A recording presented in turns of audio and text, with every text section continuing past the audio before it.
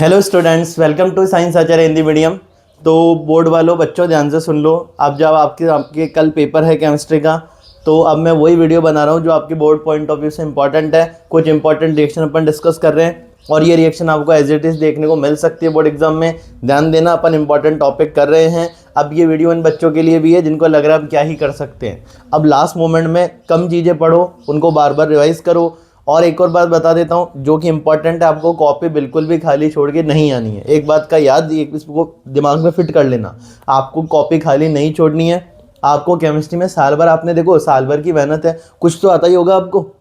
आपने साल भर मेहनत की है, कोचिंग वगैरह में आपने टेस्ट पेपर दिए हैं, इतनी देर आपने क्लास अटेंड की है, यूट्यूब पे भी आपने वीडियोस देखे हैं। तो ऐसी बात तो नहीं है कि आपको आता नहीं है, आपको आता तो बहुत कुछ है। पर अभी आप उसको, हो सकता है कुछ बच्चे बहुत कॉन्फिडेंट फील नहीं कर रहे हैं, है ना। कुछ बच्चे नर्वस हो सकते हैं अभी, पर देखो घबराने से कुछ नहीं होने वाला। ठीक है, एक लाइन जो हमेशा कहता हूँ मैं, हारा वो जो लड़ा नहीं, जीता वो जो रुका नहीं। तो अपने को अब जो अपना पेपर है उसके लिए रुकना नहीं है। ऐसे नहीं तैयारी छोड़ के बैठ जाओ कि सर अब तो क्या ही कर सकते हैं। देखो इंपॉर्टेंट चीज़ें पढ़ो, इंपॉर्टेंट रिएक्शन जो कि मैंने आपके इसी यूट्यूब चैनल पे साइंस आचार्य हिंदी मीडियम पे प्लेलिस्ट बना रखी है, क्लास 12 ऑर्गेनिक केमिस्ट्री। उसमें मैंने इंपॉर्टेंट रिएक्शंस डिस्कस की है। सारी रिएक्शन लिख लो, याद कर लो, बार बार उसको पढ़ो, बार बार वीडियो देखो, उसको लिख लिख के याद करो। ठीक है, जितना हो सके उतना याद करो। और जो भी आपने शॉर्ट नोट्स वगैरह बनाए हैं तो उसको आप अच्छे से प्रिपेयर कर लो। अभी अपन स्टार्ट करते हैं अल्कोहल फिनॉल ईथर की इंपॉर्टेंट रिएक्शन। सबसे पहले रिएक्शन है कॉल्बे अभिक्रिया, ध्यान से सुनना। फर्स्ट रिएक्शन अपन डिस्कस करें कॉल्बे रिएक्शन, कॉल्बे अभिक्रिया। कॉल्बे अभिक्रिया में देखो अपन फिनॉल से क्या बनाने वाले हैं, फिनॉल से अपन बनाते हैं सैलिसिलिक अम्ल। अब ये सैलिसिलिक अम्ल क्या होता है, अगर मैं बात करूं बेंजीन पे OH और COOH दोनों पास, OH और COOH लगाओ। अगर अपने किसी बेंजीन रिंग में एल्कोहल और कार्बोक्सिलिक अम्ल जुड़ा हो तो उसको अपन सैलिसिलिक अम्ल बोलते हैं। ये होता है सैलिसिलिक अम्ल और ये होता है अपना सैलिसल्डिहाइड। ध्यान से सुनना, ये सैलिसल्डिहाइड और ये अपना सैलिसिलिक अम्ल। ठीक है, इसमें OH और COOH पास पास, इसमें OH और CHO पास पास। ठीक है, ये ऐसे भी बोल सकता हूँ अगर फिनॉल में ऑर्थो पोजीशन पे, क्या बोला मैंने, अगर फिनॉल में ऑर्थो पोजीशन पे COOH अपना कार्बोक्सिल समूह जुड़ा हो तो उसको अपन क्या बोलेंगे, उसको अपन सैलिसिलिक अम्ल बोलेंगे। और अगर अपने फिनॉल में ऑर्थो पोजीशन पे एल्डिहाइड जुड़ा हो तो उसको अपन सैलिसल्डिहाइड बोलेंगे। ठीक है, इस बात का आपको विशेष ध्यान रखना है। अभी अपन डिस्कस करें कॉल्बे रिएक्शन के बारे में। कॉल्बे अभिक्रिया में अपन फिनॉल की अभिक्रिया करवाते हैं NaOH से। ठीक है, अपन लोगों को पता है जब हम फिनॉल की अभिक्रिया NaOH से करवाते हैं तो अपने को देखने को मिलता है सोडियम फेनॉक्साइड। अब मैंने बता रखा है फिनॉल, बेंजीन के ऊपर OH, फिनॉक्साइड, H हटा दो तो बेंजीन के ऊपर जो O माइनस है उसको अपन फिनॉक्साइड बोलते हैं। सोडियम लगा दो तो बना सोडियम फिनॉक्साइड। तो यहाँ पे सोडियम फिनॉक्साइड फॉर्म हो रहा है, उसकी रिएक्शन अपन फर्दर करवा रहे हैं कार्बन डाइऑक्साइड से और एसिडिक मीडियम। ठीक है, कार्बन डाइऑक्साइड और H+, तो अपने को क्या देखने को मिलेगा, अपने को इस फिनॉल में ऑर्थो पोजीशन पे, अपने को इस फिनॉल के रेस्पेक्ट में ऑर्थो पोजीशन पे COOH देखने को मिल रहा है। इसको अपन बोल देंगे सैलिसिलिक अम्ल। अगर IUPAC नेम की बात करो तो अपना कार्बोक्सिलिक अम्ल सीनियर है तो इसके कार्बन को number 1, number 2, number 3, number 4, number 5 and number 6। 2 पे कौन सा ग्रुप है, OH, और OH को अपन प्रतिस्थापी के तौर पे हाइड्रोक्सी बुलाते हैं। तो 2 हाइड्रोक्सी बेंजोइक एसिड। अगर मैं बात करूं, मैं इसको गायब कर दूं तो ये क्या दिख रहा है, बेंजीन के ऊपर COOH जिसको अपन बेंजोइक एसिड बोलते हैं, 2 पे हाइड्रोक्सी, तो 2 हाइड्रोक्सी बेंजोइक अम्ल जिसको कि अपन सैलिसिलिक अम्ल के नाम से भी बुलाते हैं। नेम रिएक्शन है कॉल्बे अभिक्रिया। एग्जाम में आएगा कॉल्बे अभिक्रिया पर टिप्पणी लिखिए या कॉल्बे अभिक्रिया समझाइए, तो ये रिएक्शन लिख के अपने को क्या लिखना है, सुनना ध्यान से, लैंग्वेज कैसे लिखनी है। जब हम फिनॉल की अभिक्रिया NaOH से करवाते हैं तो हमको सोडियम फेनॉक्साइड देखने को मिलता है। सोडियम फेनॉक्साइड की कार्बन डाइऑक्साइड और H+ की उपस्थिति में अभिक्रिया से हमको सैलिसिलिक अम्ल देखने को मिलता है। ये अपने को अपनी लैंग्वेज में लिख देना है। ठीक है, सेकंड रिएक्शन डिस्कस करते हैं राइमर-टिमान रिएक्शन।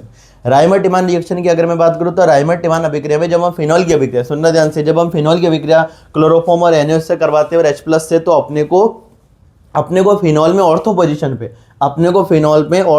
पे, CHO ग्रुप मतलब एल्डिहाइड समूह देखने को मिलता है। ऑर्थो पोजीशन पे एल्डिहाइड समूह के आने से जिस संरचना का निर्माण होता है उसको अपन बोलते हैं सैलिसल्डिहाइड। इंपॉर्टेंट कंपाउंड है सैलिसल्डिहाइड एंड सैलिसिलिक अम्ल। फिनॉल में ऑर्थो पोजीशन पे COOH जोड़ दो, बन गया सैलिसिलिक अम्ल। फिनॉल में OH पोजीशन, ऑर्थो पोजीशन पे CHO जोड़ दो, बन गया सैलिसल्डिहाइड। ठीक है, तो सैलिसल्डिहाइड बनाने की अभी राइमर-टिमान अभिक्रिया में अपने उत्पाद बन रहा है यहाँ पे सैलिसल्डिहाइड, और कॉल्बे अभिक्रिया में अपना उत्पाद बन रहा है सैलिसिलिक अम्ल। ठीक है, अब यहाँ पे होता क्या, सुनना ध्यान से, जब हम क्लोरोफॉर्म की एक्वस NaOH की प्रेजेंस में रिएक्शन करवाते हैं तो अपने को प्रतिस्थापित प्रतिस्थापित मध्यवर्ती बेंजीन क्लोराइड देखने को मिलता है। इसको अपन बोलेंगे प्रतिस्थापित मतलब सब्स्टिट्यूटेड, मध्यवर्ती मतलब अपना इंटरमीडिएट बेंजाइल क्लोराइड या बेंजिल क्लोराइड। देखो यहाँ पे CaCl2 ऑर्थो पोजीशन पे इधर O- Na+। इसकी रिएक्शन जब अपन NaOH से करवाते हैं, सोडियम हाइड्रोक्साइड से करवाते हैं, तो यहाँ पे देखो ऑर्थो पोजीशन पे कौन आ गया, CHO आ गया, एल्डिहाइड ग्रुप आ गया।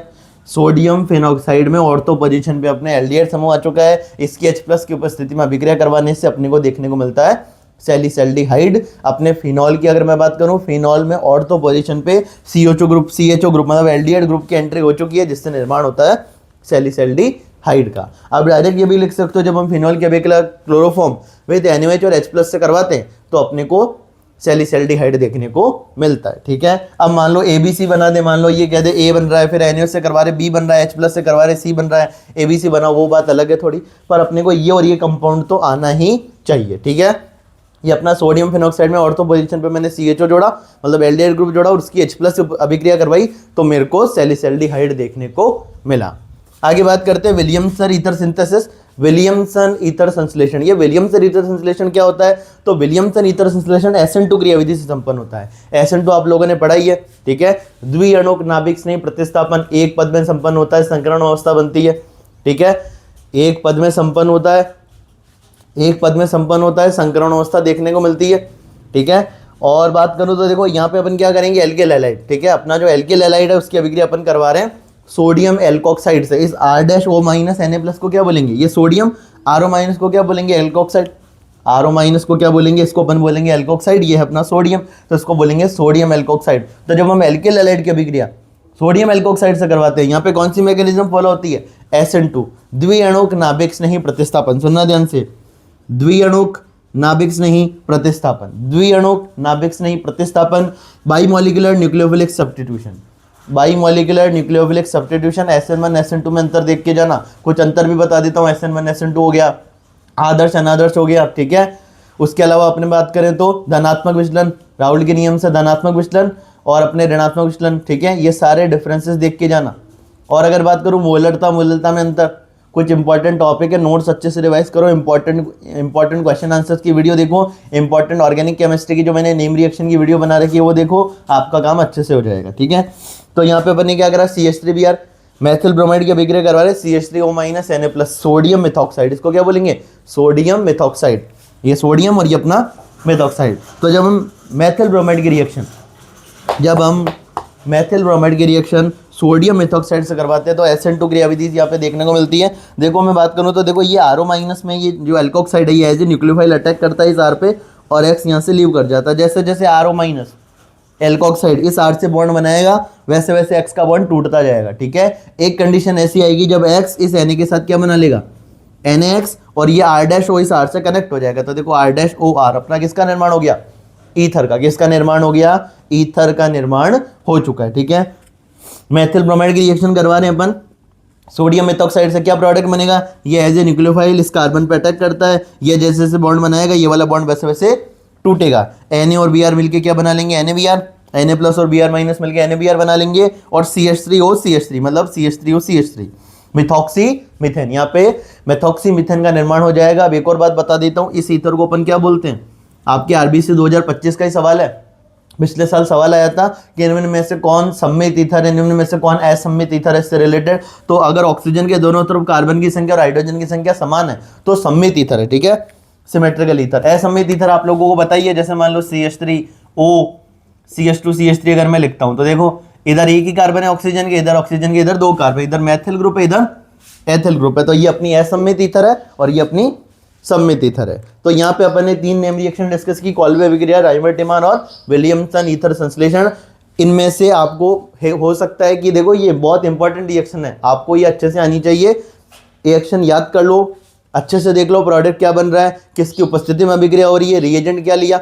ठीक है, अभिकारक क्या है, उत्पाद क्या बन रहा है, किस अभिकर्मक की उपस्थिति में अभिक्रिया हो रही है। मैंने पहले भी आपको बोला है, ऑर्गेनिक केमिस्ट्री में अपना रिएजेंट डिसाइड करता है कि प्रोडक्ट क्या बनेगा। तो अभिकारक देख लो, रिएक्टेंट, प्रोडक्ट देख लो, अपना उत्पाद, और किस रिएजेंट किस अभिकर्मक की उपस्थिति में अभिक्रिया हो रही है।